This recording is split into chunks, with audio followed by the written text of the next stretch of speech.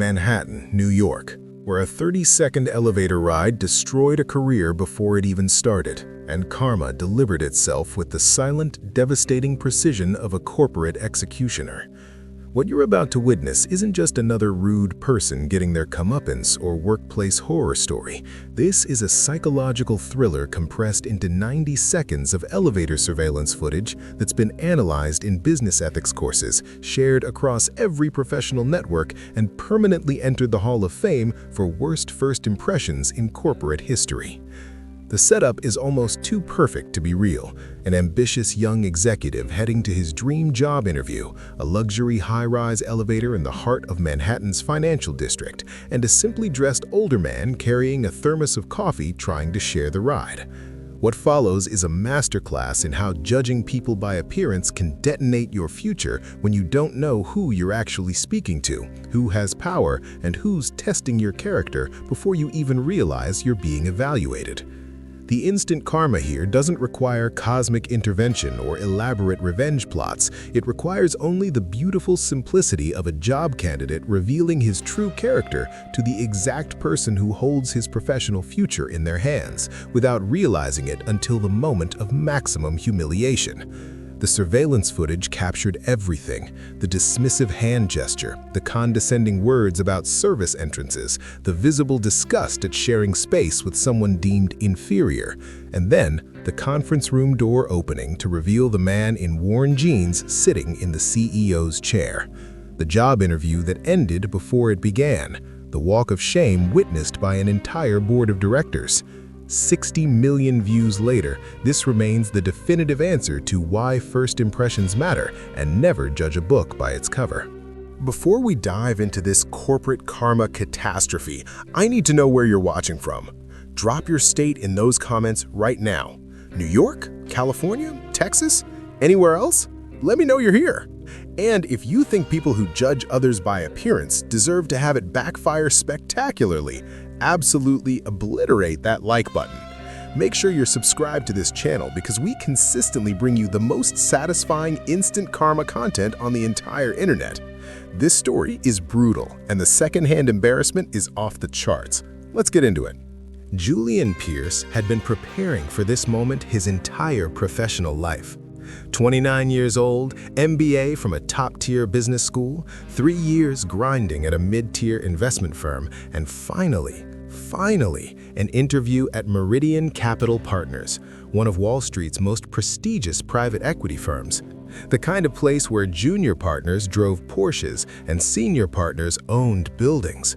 Landing this position would transform Julian from comfortable to wealthy, from ambitious to arrived, from someone clawing upward to someone who'd made it.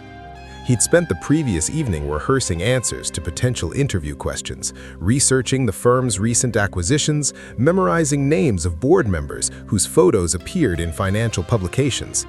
His Italian suit, custom-tailored, 3 months of salary, fit perfectly. His shoes were polished to reflective shine. His briefcase contained leather-bound portfolios of his most impressive deal analyses. Everything about his appearance screamed success, competence, the kind of person who belonged in rooms where billions got allocated before lunch. The Meridian building dominated its Manhattan block, 63 floors of steel and glass that caught morning sun like a beacon for ambitious souls willing to sacrifice everything for proximity to real power. Julian arrived 15 minutes early, punctual but not desperate, and approached the lobby with the confident stride of someone who'd mentally rehearsed this entrance. Marble floors, contemporary art installations worth more than most people's houses, security desks staffed by people in suits nicer than what most executives wore. This was where he belonged. This was his future crystallizing into present tense. He showed identification to security, received a visitor badge, and headed toward the executive elevator bank that serviced floors 40 and above. The regular elevators for lower floor tenants and support staff were clearly marked to the right. Julian pressed the button for the express elevator to the 62nd floor, where Meridian's offices occupied the entire level.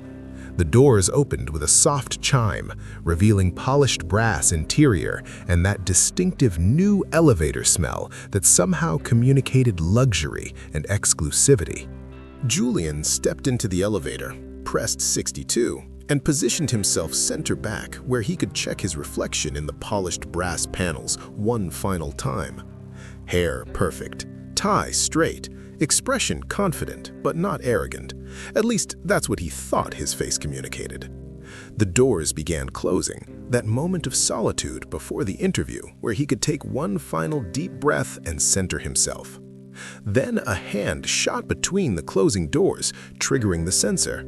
The doors reopened to reveal an older man, 60s maybe, wearing faded jeans with a small paint stain on one knee, scuffed sneakers that had seen better years, and a plain gray hoodie under an old canvas jacket.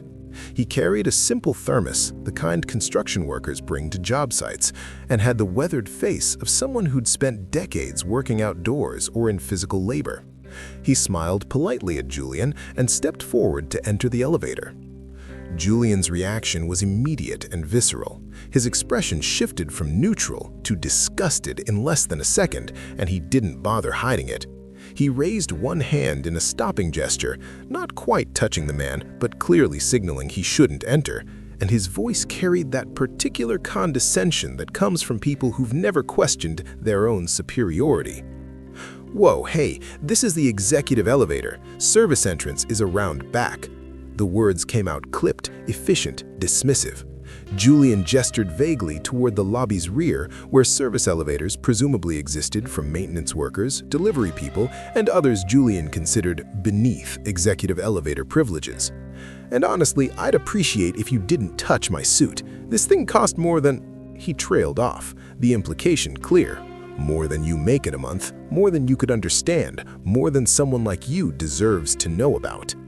The older man's expression didn't change. He didn't argue, didn't defend himself, didn't point out that he'd been heading toward the executive elevator deliberately. He simply smiled, a small, knowing smile that Julian completely misinterpreted as embarrassment or deference, and stepped back out of the elevator. The doors closed, leaving Julian alone with his reflection and his completely unexamined assumption that he'd just corrected an obvious mistake by someone who didn't belong. He didn't feel guilty. Why would he? He'd simply enforced the natural order of things, protected the sanctity of executive space from people who should know their place. If anything, he felt mildly annoyed that the brief encounter might have disrupted his mental preparation. He smoothed his tie unnecessarily and refocused on the interview ahead. The elevator climbed smoothly, floor numbers ticking upward on the digital display. Julian ran through his rehearsed opening, firm handshake, confident eye contact, that winning smile that had served him well throughout his career. He'd researched the interview panel, 3 senior partners, and possibly the managing director if schedules allowed. All men in their 50s and 60s who'd built their fortunes through aggressive deal-making and ruthless efficiency. They'd appreciate Julian's direct approach, his unwillingness to tolerate inefficiency or disorder. The elevator encounter, if he thought about it at all, reinforced that he had the right instincts for this environment. 62nd floor. The elevator chimed and doors opened onto a reception area that redefined corporate luxury. Floor-to-ceiling windows overlooking Manhattan, receptionist desk that probably cost more than a car, artwork that belonged in museums. A young woman in professional attire smiled at his approach. "Mr. Pierce, they're ready for you in the main conference room. Follow me, please." Julian followed through hallways lined with photographs of successful deals and magazine covers featuring Meridian's greatest hits. His confidence built with each step. This was happening, this was real. His preparation was about to pay dividends beyond his most optimistic projections. The receptionist opened double doors to reveal a massive conference room with a table that could seat 20, though only 4 chairs were currently occupied by stern-looking men in expensive suits.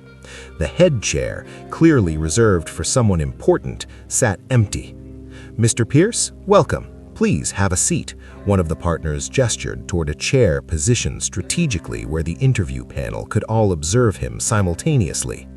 Julian sat, placed his portfolio on the table with practiced precision, and was about to launch into his prepared introduction when one of the partners held up a hand. "Let's wait just a moment for our CEO. He's running slightly behind. Should be here any second."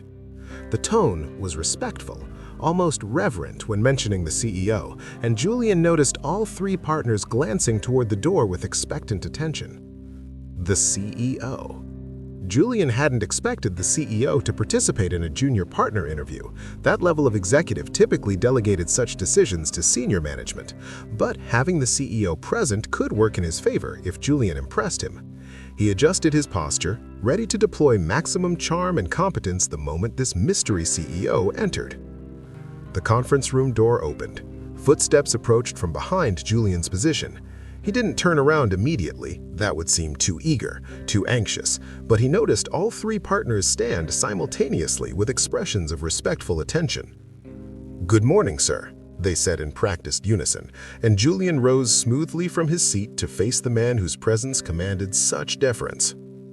His brain required approximately 3 full seconds to process what his eyes were reporting. The man in worn jeans and scuffed sneakers, the canvas jacket and simple thermos, the weathered face that Julian had dismissed 30 seconds ago as someone who'd taken a wrong turn toward the wrong elevator. That man walked calmly to the head of the conference table, set his thermos down deliberately, and took his seat in the CEO's chair with the comfortable authority of someone who'd occupied it for decades. William Chen, founder and CEO of Meridian Capital Partners, one of Wall Street's most successful and notoriously private executives who avoided publicity and dressed for comfort rather than display. The man Julian had just told to use the service entrance, the man Julian had implied wasn't worth breathing the same elevator air. The man who now held Julian's entire professional future in his hands and had just witnessed exactly who Julian was when he thought nobody important was watching. The silence in that conference room could have suffocated sound itself. Julian's face drained of color so rapidly it was almost medical.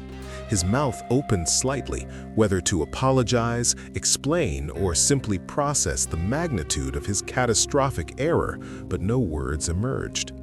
William Chen leaned back in his chair, his expression neutral, but his eyes containing something that might have been disappointment or might have been grim satisfaction at seeing someone's true character revealed so efficiently. "Gentlemen," Chen addressed his partners without breaking eye contact with Julian. "I was looking forward to this interview. Mr. Pierce's resume is impressive. Excellent credentials, strong performance metrics, exactly the kind of analytical mind we value here." He paused, letting that compliment hang for a moment before delivering the execution. "However, I just had an enlightening encounter in the elevator that revealed something his resume couldn't possibly communicate." One of the partners leaned forward slightly. "Sir? I discovered that Mr. Pierce believes in hierarchies based on appearance rather than merit, that he judges people's worth by their clothing rather than their character, that when he thinks nobody important is watching, he treats service workers or people he perceives as service workers with open contempt." Chen's voice remained calm, almost conversational, which somehow made the words more devastating. These are not values compatible with Meridian's culture. Julian found his voice, though it came out strangled and desperate. "Mr. Chen, I didn't realize. I'm so sorry. I thought you were—" He was digging frantically now, but every word made it worse because they all revealed the core truth. He wasn't sorry for his behavior. He was sorry for who witnessed it. Chen held up one hand, stopping the babbling apology mid-sentence. "You thought I was someone whose feelings didn't matter because I wasn't dressed expensively enough for your respect. That's precisely the problem, Mr. Pierce. Character isn't something you turn on and off depending on who's watching. It's who you are when you think the encounter doesn't matter." He glanced at his partners, then back to Julian with finality. "This interview is over. Please see yourself out." The three partners remained standing, their expressions carefully neutral, but their body language making clear that Julian's presence was no longer welcome or tolerable. No one moved to shake his hand. No one offered polite pleasantries about "we'll be in touch." The dismissal was absolute and unambiguous. Julian stood on trembling legs, grabbed his portfolio with shaking hands, and walked toward the conference room doors that suddenly seemed miles away. Behind him, he could hear Chen speaking to his partners. "Let's discuss the other candidates. I want someone who treats everyone with respect, regardless of what they're wearing or what their job title is."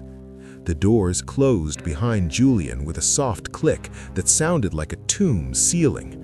The receptionist who escorted him in looked up with a polite smile that died when she saw his expression. "I can show you back to the elevators," she offered quietly, clearly accustomed to candidates who didn't work out, though probably not many who imploded this spectacularly.